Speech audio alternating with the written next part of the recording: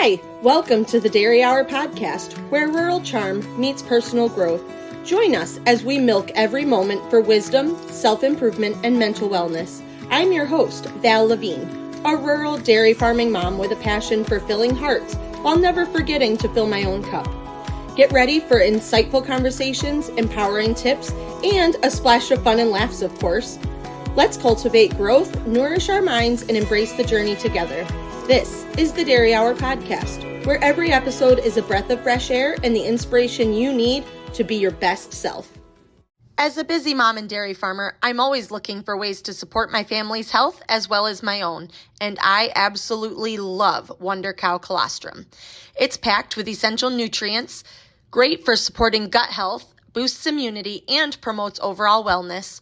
Whether it's for me, my kids, or anyone looking to stay strong and healthy, Wonder Cow is my go-to daily supplement. I have been taking it for a year now, and it is irreplaceable in my daily routine.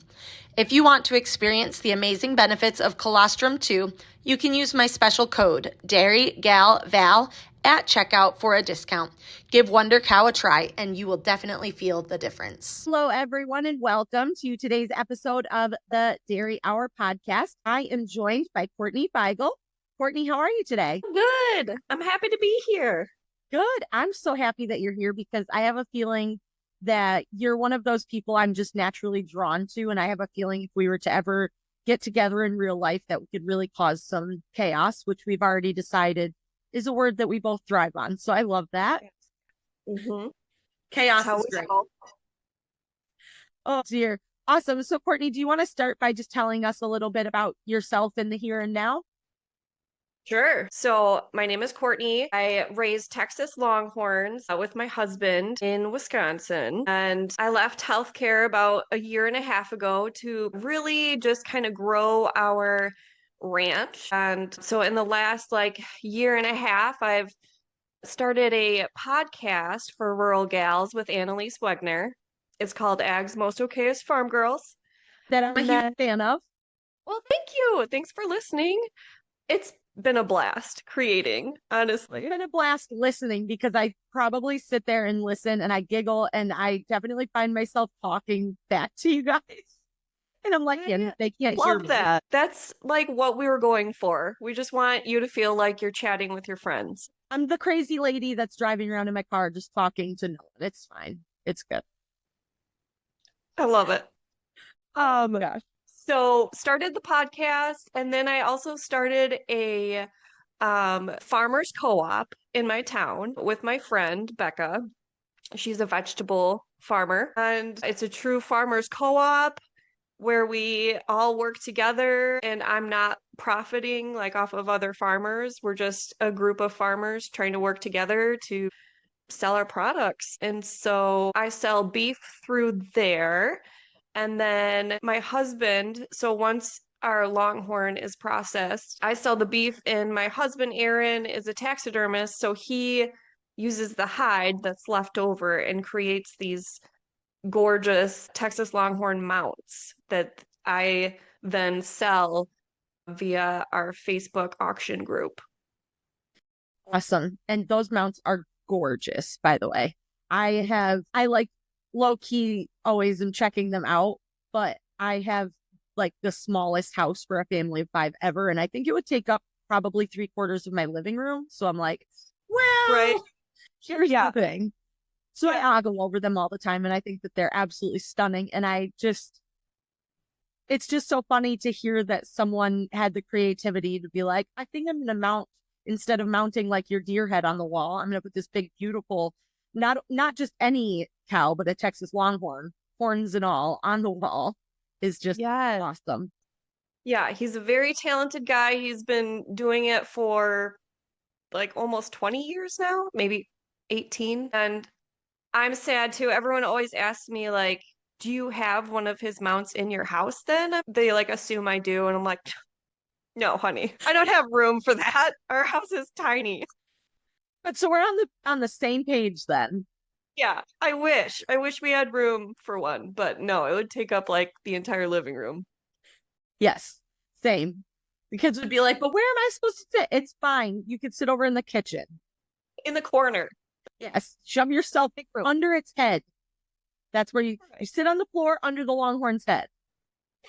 Exactly. That's where we're going. So where did you grow up? I grew up, so right now we're located in Sauk City, out in the boonies. And I actually grew up in the next town over called Wanakee. Okay, so you didn't move very far then. No, not very Okay. far, which is surprising to me that I ended up here because when I grew up in Wanakee, I grew up in the suburbs, so I was not on the farm. I was not a Mhm. farm kid. What did your parents do? So my dad is an accountant and a CFO for a computer technology company. So he did that for years and years while So I was nothing. growing up. Nothing with agriculture. Nothing with agriculture. My mom was a stay-at-home mom, and it was really nice to have her around. I loved it. And yeah, like I guess I wasn't so far removed from the farm life. My grandpa was a farmer his entire life. Yeah, and they're close by. So, So growing yeah. up, you probably have fond memories of going to Yeah. grandpa's. And what did your grandpa have for a farm as far as, beef, Holsteins? Okay, dairy, a dairy farm. So you are a dairy girl at heart. Look at that. Oh gosh, yeah. I wish I could claim that, I guess. Well, we like you. Oh gosh. So growing up, what kind of activities did you do growing up? Like with school, did you do any extracurricular activities? I was a cheerleader. I was in forensics. I was big into art. I still am. I am an artist too. I forgot to mention that. Add it to the list of all the different hats that you wear. Yes. I'm just a jack of all trades over here. What else? So you just did normal kid things though. You didn't have any like outside.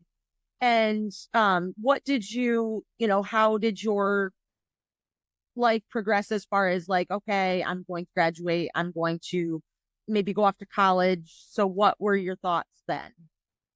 Yeah, I, was getting pretty nervous junior and senior year. I was like, I don't know what I want to do. I like barely know who I am as a person. But I knew I loved art. So that was kind of my first. I went to UW Milwaukee for drawing and painting. And I was a few years in and I was like, I don't know, like, what am I going to do with an art degree? Because I didn't really want to be a teacher, an art teacher. That wasn't for me. So I was like, well, shit, what do I do?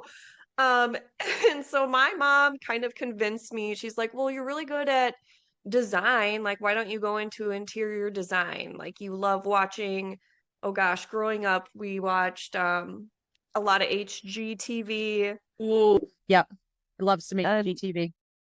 Yep. And so I was like, okay, I don't really know what else to do, so I'll go into interior design. So I actually had to switch colleges because Milwaukee did not offer interior design. So I went to UW Madison and graduated with a bachelor's in interior design.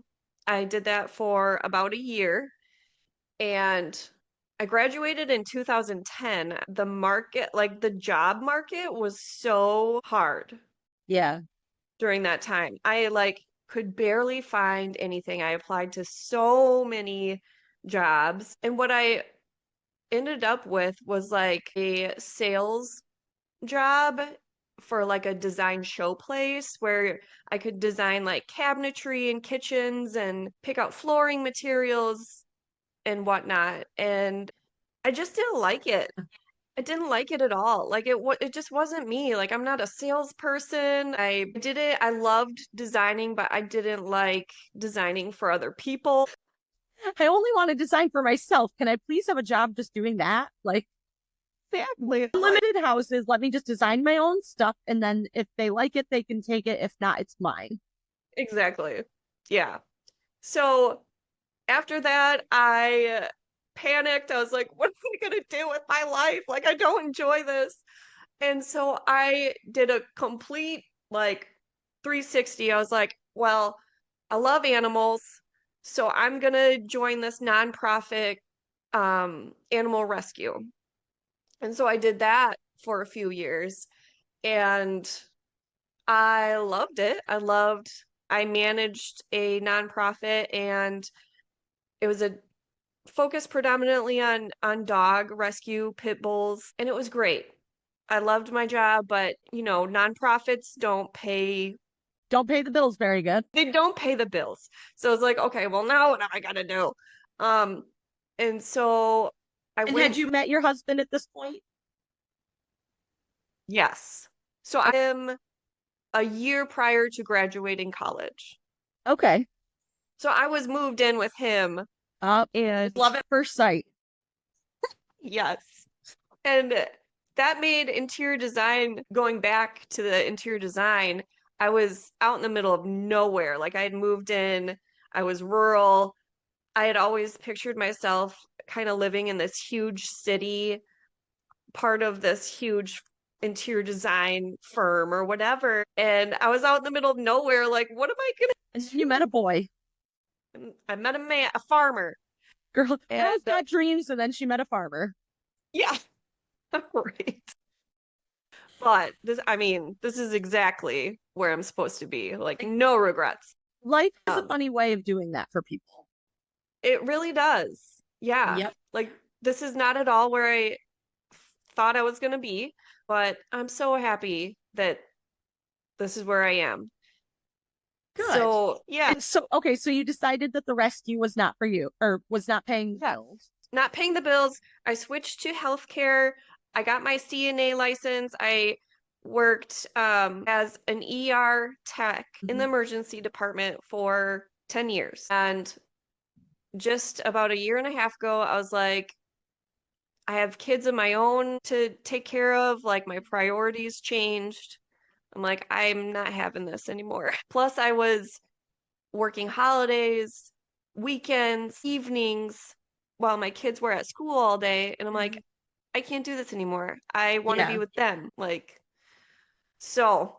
And COVID probably made things a whole different nightmare. Oh, God, yes. Kind of probably turned you off of it right there. Yeah. I have a couple different people that have gotten out of it because they're like, COVID ruined everything.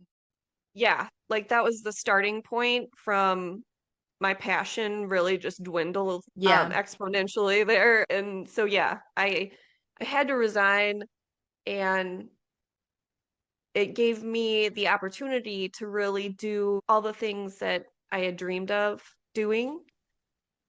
And that's my life in a nutshell.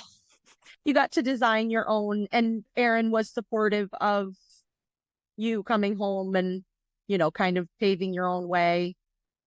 Yeah, it took some effort. Like, I had talked about it for a year or two prior. Like, he knew, like, that's not what I wanted to do forever. And now he was very hesitant because it was a safety blanket. I provided the health insurance for our family because he's self-employed farmer. And so for the longest time, I would be like, I want to get out of here. And he was like, well, you got to carry the health insurance for us. We need the insurance. Yeah. But it turns out like it really wasn't that hard. And I actually pay half of our monthly premium costs than I did at the hospital working my ass off.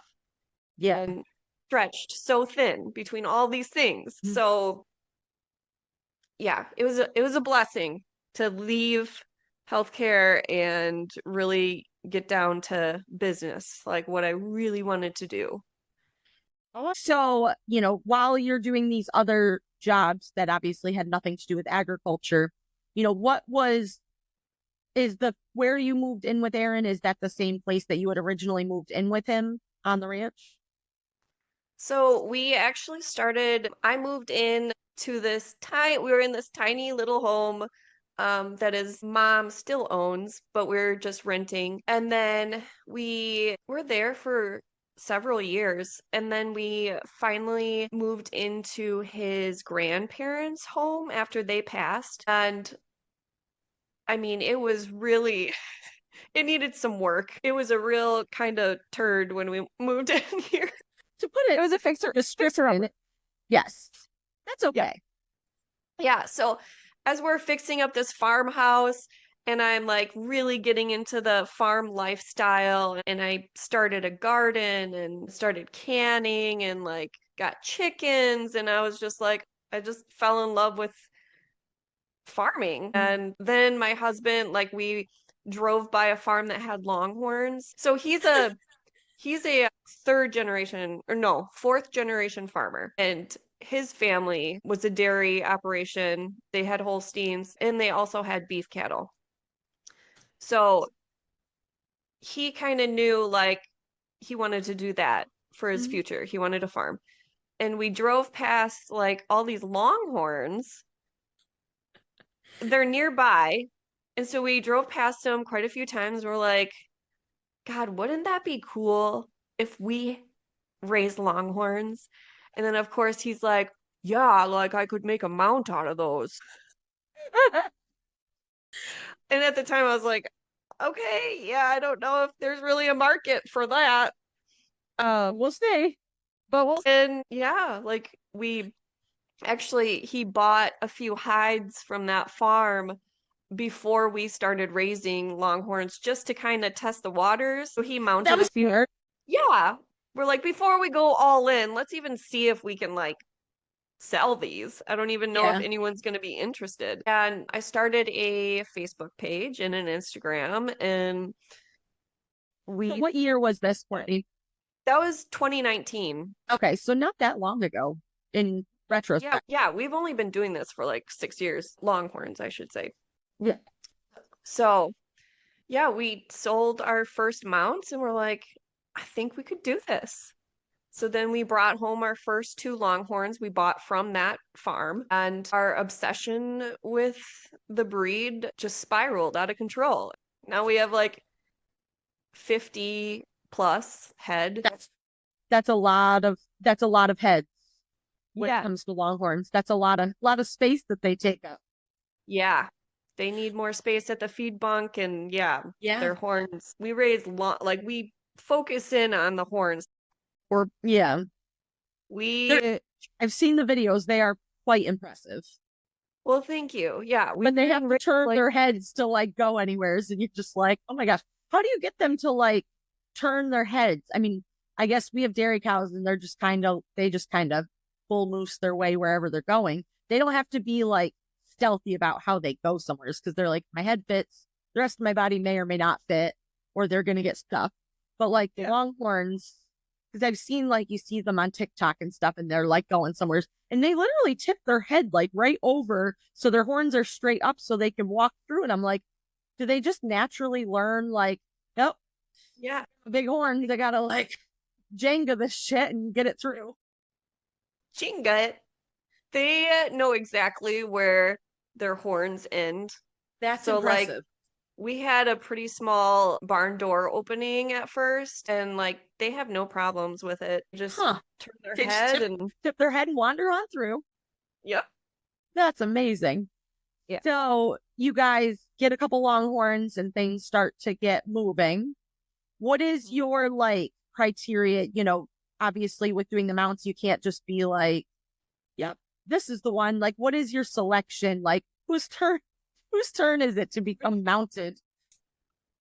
Well, we process our steers at like 18 to 24 months. And so, but I must say, like, if there's a difficult cow who's getting real feisty and ornery and just kind of dangerous to have around, because longhorns, I'm not going to lie, they can be dangerous. Yes. Then they kind of get the boot. Yeah. That's a good thing to do, especially for your own safety and having children around and things like that. Yeah. And people on the internet really like to freak out. They're like, oh, you can't handle your cattle, so you just murder them. It's like, no, honeys, they are for beef. Like all of them. Yeah. They're beef cattle. Like, yeah, they have no other purpose. Right. So obviously I'm going to choose one that's dangerous to be processed first out of all of them. Temperament gets you knocked to the top of the list. Exactly. I love it. Oh my gosh, that's just funny. And so their horns get that long though. You said you normally process like a steer at 18 to 24 months, and their horns get that big that fast. Well, so processing steers, their horns do not get super long. If they're pretty short yet, we'll buy horns from another ranch, like more mature horns. Implants. Getting some implants. Yes. I love it. Okay. But these older cows and bulls that we process, like, we'll use their original horns. Yeah. Now, so if you're doing them, do they ever get like disformed? Like, one's kind of up and one's kind of down, or, is that something that's desirable in a mount, or do you prefer to make them, more standard? Yeah, I mean, we aim for like symmetry, and a lot of our older cows too, like they break the tips of their horns off a lot of times, and that's something that Aaron can fix because he's Okay. like when he makes their mount, like he can adjust if they're not perfectly symmetrical, he can kind of play around with it a little bit, tweak it, Yep. so they look nicer. Presentable. Yes, and he can kind of fix a break too. Okay. And is he doing other like taxidermy for other animals? What kind of things is he doing? He can't just be doing longhorns all the time, I'm guessing. Yes, so he gets probably 150, around 150, 170 white-tailed deer in every year during hunting season, and then he does exotic like African animals as well. So, and bear and moose and elk, all the large animals is kind of his. What's the coolest animal that he's ever had in that you've gotten to see? Oh, he had a giraffe. Oh my gosh. Yeah, And that's crazy. it is crazy. I'm trying to think of anything. Oh, he had a crocodile one time. Ooh. But I think he like up close and personal check one of those out and not have to worry for your fingers. I think he gave it back though, because he was like, I don't know what to do with it. Why don't you make it out a nice pair of boots and call it a day? Oh, it's like this is not my specialty. I don't like things with hair on them, not these scaly things. Yeah. Okay. That's awesome. That's like so it's just so interesting to like and did he have a interest in taxidermy? Is it something he started as a kid? Do you go to school for it? I don't really know a lot about it except for the finished product. Straight out of college, or I mean high school, he kind of knew that's what he wanted to do, so he kind of did an apprenticeship with a taxidermist in the area. They're still so close. Like his name is Bill. He's such a good mentor. He's always been like, they've got a little bromance going on. Perfect. Keeps him occupied. Keeps him on his toes. Yep. I love it. Yeah, that's how he learned. Good old Bill taught him. Good old Bill. Thank God for Bill. And so then you have your ranch and your farm co-op. Do you want to talk a little bit about, when that arose and how the need for that started? Yeah, that actually started in June over the summer. And it's funny because it was only supposed to be like a temporary thing. Like me and Becca we're talking because our kids are in gymnastics together. We're just talking in the hallway one day. Like, I just really needed an outlet to sell my beef. Like, I live out in the middle of nowhere. Sales kind of were plummeting. I was like, what do I do? Like, I need to move some of this. I can't sit on all this ground beef. And so she was like, I'm having the same issue with my produce. Like, seems like all the restaurants nearby already are happy with their suppliers. And I ran into the same thing. Like, so we're like, this town really just needs like a farmer's co-op. I should say we. By we, I mean Becca. Like this plan, like this idea was pretty much hers. She just took me along for the ride, like, and we formed this partnership. Anyways, it was only going to be temporary. We're like, let's just rent this tiny, tiny little space. You know, it's pretty cheap. We can just kind of this summer move as much food product as we can. And so we started in this tiny little room for like $250 a month was our rent. And more vendors, we decided to include as many people as we could, other farmers, and we take like a consignment rate from them, and their consignment rate is dependent upon like how many hours they pitch in for like working the store. Oh, that's clever. Yeah. So like they work and their, you know, percentage drops way down to like 20% or 10% opposed to 25 or whatever. Yeah. So yeah, it just kind of blew up. Like everyone just wanted to be a part of it. And then we ran out of room. So then we found a new space that was much bigger and we renovated the whole thing, me and Becca. And then our husbands, of course, helped too. And Gotta drag them along also, yes. yeah, yeah. Um, So yeah, we opened that space in October and it's a beautiful space. We love it. We just added a coffee shop to it like last weekend or the weekend before. So those are our hemp farmer buddies. They run the coffee shop and they do like CBD infused coffees and just regular coffee too. And yeah, it's just been fun to see like how many people we can collaborate with to like grow this co-op. That's And great.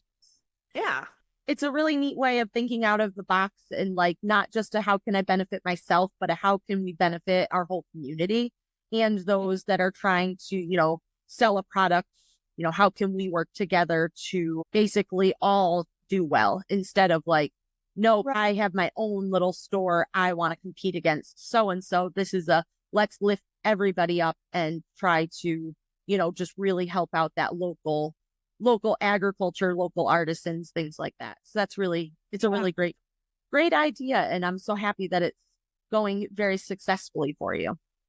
yeah, me too. Good. And what are you doing? Still, you said you do some artistry on the side. So what kind of fun stuff are you doing there? Yeah, so I had wrist surgery recently and then I had like COVID, pneumonia, ear infections. I've been through like a 2 month like hiatus, but I'm ready to get back to it. I was doing like custom commissioned oil paintings, but then I kind of got myself burnt out with that just because like I don't think I was charging enough because like I would put so much time. Like I'm not efficient enough yet. Like I would put so much time into these oil paintings that like if you did the math, like my hourly rate was probably just not good. Yeah, not actually worth it. Yeah, exactly. So going forward, I think I am going to paint just what I want to paint and then sell prints out of our farmers co-op and maybe online too. Very cool. And hopefully that'll bring back the spark a little bit more for you and make it fun again.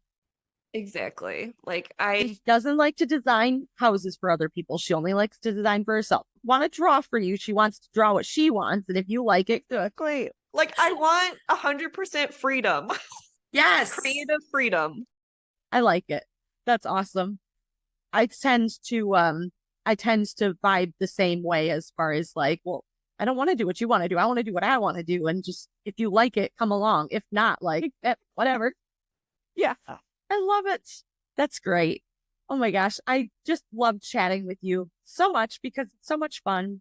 And Annalise, this is your shout out. I'm coming to World Dairy Expo again this year, and you and Courtney need to come hang with me because we need to meet in real life, not just whatever I agree. parallel dimension podcasting and social media is in. Yeah. I'll So, make her go. perfect. Let's go. It'll be a date. So let's do it. I love to get into some fun rapid fire questions because why not? Are you morning person or night owl? Neither. Oh my gosh, we are I think we just became best friends. You know, people oftentimes assume like I'm a morning person because I'm in agriculture. I'm like, no, girl, I Agreed. don't like waking up before 7 a.m. and I am in bed by like 9. That's people ask me that question, and I'm like, no, I'm gonna need my sleep person. Yeah. Yeah, I don't want to get up early. I can get up early. Don't want to. I can stay up late. I don't want to. Great. I love it. See, you like that. That was the best answer, dear. And Courtney, what is in your cup? This is my favorite. I like this question. It's local coffee Local from our store. Fancy. Yeah. So I'm taking it you're a coffee person, not a tea person. I'm a mostly coffee person, but I don't discriminate against tea. I'll drink tea as well. See, I like this. We're on the same wavelength here because that's my one thing because I try not to drink coffee past a certain time because it does does not help your sleep. So at night, now that it's nice and cold here in upstate New York, get myself a nice cup of herbal tea and I sit down in my chair at night and that's what I'm happy with. Yeah, we're just gals that like warm beverages. Yeah, I like to be cozy. Exactly. Yes. Are you a book reader? Are you a book person? I'm not. Not a book person. No books for me. No, I don't read. Nope, not for me. Solid no. Solid no. Oh my gosh, that's great. So I'm guessing that you're a podcast person. You know, you would think that, but you're also not. I'm not a podcast listener. Jeez, Louise, not even your own podcast. No, I'm not coming for you. Gosh, have to listen to my own podcast episodes so that I can approve them from the editor. But I'll listen to yours. I'll check yours out. Oh, you're a doll. What a doll you are. Okay. Well, let's go to, how about your favorite movie? Like your go-to. Oh, you just need a good giggle maybe or a good scare. What are you, a scary or a funny? I would say I love comedies like the classics like Bridesmaid and Hangover, like those like just millennial funny. Those millennial, you literally just laugh your butt off. Yes. Giggling. Yep, those are my jam. Same. I do love a good funny movie. Scary movies are not for me. I tried to impress a boy once when I was in high school by going to see a scary movie with him. It's a big mistake. Yeah, you probably didn't. It messed with your sleep, probably. Probably messed. I think it might have messed up my whole life. I don't know. Like, no. The trajectory of your entire life. I was looking over my shoulder for years. Oh my gosh. I feel you. Scary movies are like a train wreck. Like, I don't want to get into them, but if they're like playing and I'm like there, like a captive audience, like I get into them and then I'm like, oh my gosh, like can't do this. Then you have to know what happened. You can't, I know, like a train wreck, you just can't look away. Well, they're a little too traumatizing these days. Like, yeah, well, I mean, we're talking like circa 2005, 2006. So like, I almost want to say it was like, was it this? No, it was not. What movie was it? Oh my gosh, I'm trying to think of it. It wasn't The Sixth Sense. It was, oh my gosh. The Ring? No, I don't think so. Oh, I don't know. I think I've successfully finally, after, all these years, I think I finally blocked it out of my head. Okay, good. We won't bring it back up. It'll come to me later and I'll be like, that's what it was called. It was the worst. Yep. But we try to block those out. And thankfully, my husband is the same way. He doesn't like anything scary. He's like a comedy, like the millennial comedy, like we like that's his jam too. So it's good. So yeah. Thankfully, I married well on that front because if he was a scary movie kind of guy, we'd have to kick him to the curb. Yeah, definitely. Like, I feel like my husband and I just like after we had kids, we became big softies and we can't really watch scary movies either now. No, we never did even before we had Pretty kids. much. No, my boy's just been a softie. Yep. No way, Jose. Your favorite music genre? Oh, I would say country. I love country. And I know you like 2000s rap because I definitely said something to you the other day when you posted something. I was like, yep, this is my jam. Just like two polar opposites, like Yes. millennial rap and Yeah. country. Yep. Gotta love it. But millennials get it. That's the thing. Because I think that's a very big millennial thing. I think so too. Yes. We've got good taste. It was just We don't discriminate. We like it all. Like, yeah. you want to line dance? Let's go. You want to like get down and grind? I mean, bring it on. Let's do it. Oh, High school dances, man. Yep. I don't know why we were allowed to do that. yeah. Just, I don't know. Grinding on some boys. Grinding on anybody, anything. Like, Buddy, really. oh my gosh. Are you a winter person or a summer person? 100% summer. I hate winter. I hate snow. I hate being cold. Same. See, like I said, like, got this. Yeah. Same wavelength Same. over here. We've got Exactly. okay. I'll finish up rapid fire questions with one of my favorites. Your bucket list, like, you have an unlimited amount of time and money. What trip are you taking? What trip? Yeah. Where are you going? You know, I'd really like to take my kids to Disneyland. Well, you're probably the only one on this podcast that's ever chosen something domestic. Yeah. Like, go to I just Disney. take them to Disneyland. That's it. I mean, you better have unlimited funds to go there because let me tell you, It's going to cost like, it's ridiculous. yeah, to get the full experience. Like, Yep. you got to try some of their food and their drinks and Just gonna tickets alone is like grand. insane. Like, Yes. And then, like, we had to go and have multiple children. Like, these people that have yeah. one kid, like, have it made. That's, I- yes. But they say Disney's like the happiest place on earth. And, like, the parents must puke the whole time they're there because it's so expensive. And you're just like, there goes all my life savings are going in one trip. It's just so expensive. no, why does it have to be that way? I don't know, but we went in Florida, we went to Disney World 2 winters ago and we did like a half a day. We flew in like the morning and we did like the half a day at Animal Kingdom. It was great. And then that night, me, my husband, and 2 out of 3 of our children got the stomach bug. No. It was the worst. So here we are knowing that and it was like right close enough to COVID still where like you had to pay up front and you had to like reserve your park day and you couldn't like switch it around. And so I just remember we were just trying to rally by like 1:00. We managed to like put all bodily functions to a stop. And we're like, we're freaking, we're like, we spent like Our life savings. $2,000 for our family of 5 to be here this day. Like, and it's Yeah. the only other day we're going. Like, we're going to Magic Kingdom. Yeah, suck it up, fam.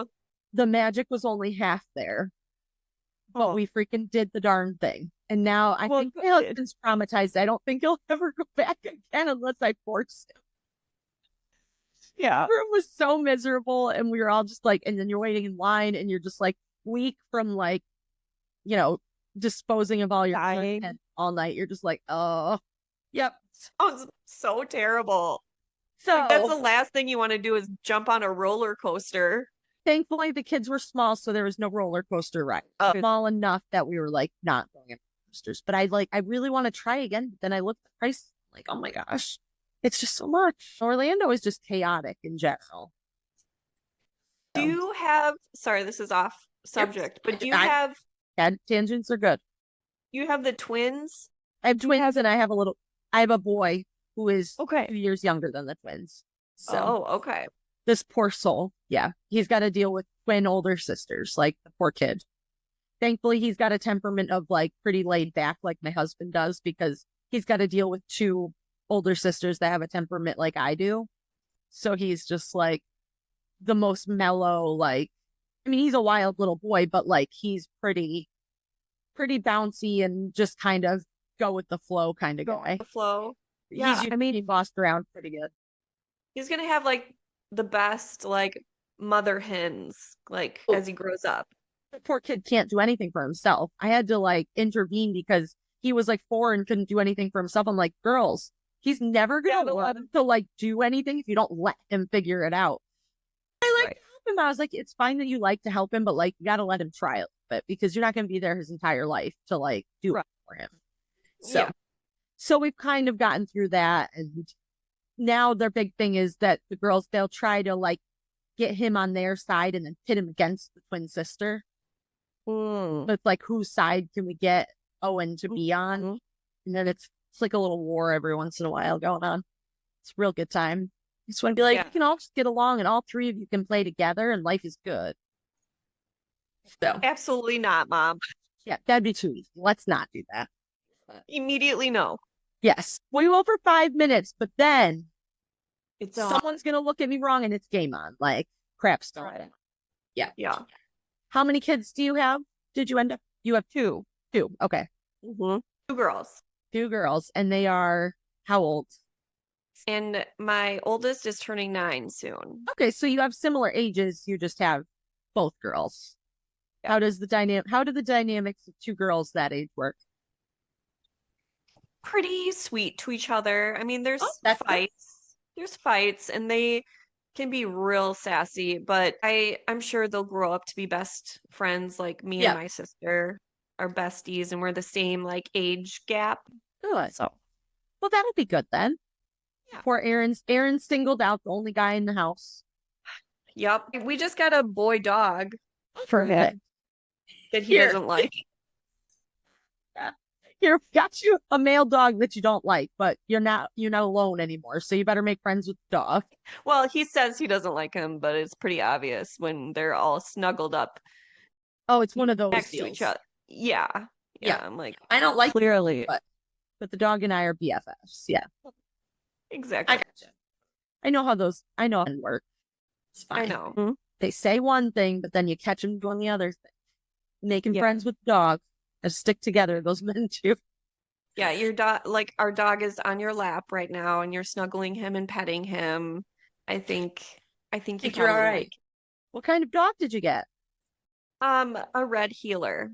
Oh, red healers are interesting souls. Yeah, he's a lot. He's just a lot. I love. Yeah, so we used to breed Australian cattle dogs, blues though. So, you know we how know crazy they are. Well, no, the reds are a whole nother special. Oh my God, they are. At least every red that I've ever seen, they are special reds. Yes. We had a male that was red, and he was his own thing. Yeah. Okay. That makes sense because I've seen and met a lot of blue healers, and I'm like, wow, this is a very different dog than mine. Yes, they are. They're great, but they have their own little quirks. Like they're special reds. Yes, dear. Yes, we have a blue. Our female that we had puppies out of, she actually ended up with like waiting lists, and we ended up with puppies all over the Northeast. Until we retired her, but we kept a female out of her last litter that my husband and I took as like our own family dog. And she never ever wanted to be a mother, so we didn't bother trying to keep breeding her when she was not feeling it. I don't know if we just didn't have a male that didn't have the mood set right or what. I don't know, but she decided she was abstinent, and that's how that went. So we got her spayed because having a female dog in the house that goes through doesn't want to be a mom is not fun. So we were like, well, we're just going to get you spayed and call it a day. But so we talk about the twins, and then my son. So she is 6 months older than the twins are. And, with the twins, they always had each other. And so she was always kind of like odd dog out kind of thing. And when we had our son and brought him home, she literally was just like, there's only one of them. This is the coolest thing ever. And she goes, like, this is mine. Literally from that day on, she was like, and this is my kid. I don't care about the other two. This is my child right here. And like, he'd be on the floor doing tummy time, like as an infant, and she'd be right next to him. He'd start crawling. She'd be right there with him all over the place, following him everywhere. She'll lay in the living room and he'll lay like with her as a pillow and watch TV. To this day, like they're inseparable. And they just are thick. They're thick as thieves. And sometimes the best way, and sometimes you just want to strangle both of them. But I get that. It's their own. But that is her that is her person. Like she's a glutton for punishment with him. She loves him. So whatever.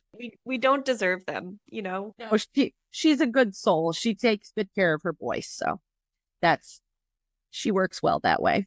So I love to ask you a question that was left. It's more of a deeper thought question. It was left by a previous guest. They didn't know who they were leaving it for.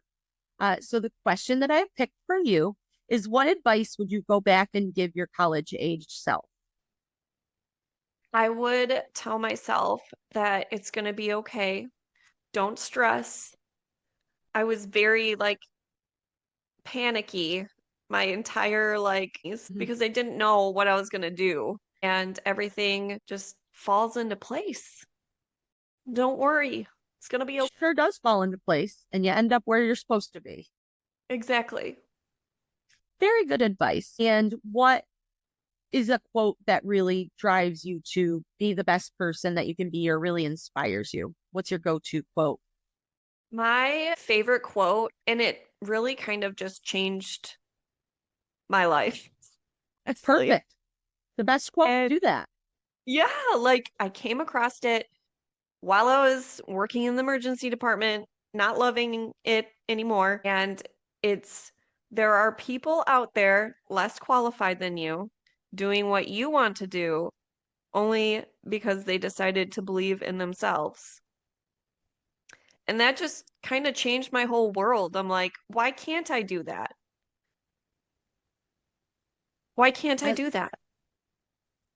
Because you're holding yourself back. Exactly. We all just hold ourselves back, and we get in our own heads, and we're too scared to try. So that really resonated with me and inspired me to do my own thing. I like it. And it's very fitting to your story and, you as a person. And I do tend to love quotes that are like that. It goes along with the quotes of well, what if I fail? Well, what if you don't? Or what if you fly? Right. And you don't know, you don't fail if you're not actually trying. So if you're not failing, it means that you're not trying hard enough to get where you want to go. Exactly. So, I love it. See, we definitely need to hang out. We're going to figure this out. Yeah. We got to do this. So, or you guys can just come to New York. Come to New York anytime. You're always welcome. So what part of New York are you in? I'm I'm right near Albany, New York. So I'm right over near Vermont, Massachusetts on the eastern side, halfway up the state. I see. Do you ever go into the big city? I think I've been there 4 times my entire life. Okay. But I mean, if you come and you want to go, we can totally. No, I don't want to. Oh, okay. It is nice at Christmas time and neat to go see. Yeah, I bet. Courtney, I've had so much fun chatting with you. Do you want to let people know where can they follow you? Oh, yes. On Instagram at Mrs. Green Pastures Cattle. I picked the longest freaking name I could. Perfect. Why? Don't know why. Gotta really make you type it all in there. Yes. Yep. And then Facebook is just at Green Pastures Cattle. And you can plug the podcast too if you want with Annalise. Yes. And our podcast is Ag's Most Okayest Farm Girls. And our Instagram is Okayest. Or no, it's OK Farm Girls. Just type us in. I'll link them in the show notes for everybody so they'll be easy to find. Highly recommend it. Give Courtney a follow. She is, she's always inspirational, but she's a hoot on top of that. I always, whenever I check your stories or see something that you posted, if I'm not like, oh my gosh, that's amazing, I'm giggling. I mean, Oh, both of those are excellent qualities. So I love it. Awesome. Well, thank you so much for joining me today on the podcast, Courtney. I've had so much fun chatting with you. And thank you, listeners, for joining us today. We hope you enjoyed this episode. Please share with a friend. We love to have you share our episodes, and that's the best way for new people to find us. So we'll have a great day, and we'll talk to you next week. Thank you. Hey, Dairy Hour listeners, if you're enjoying the show, leaving a review is the best way to help us grow and reach more people. Plus, I've got a little thank you for you. Snap a screenshot of your review, message it to me at DairyGalVal, and I will be sure to send some fun Dairy Hour stickers your way. Thanks for supporting the podcast, and I cannot wait to mail you some swag.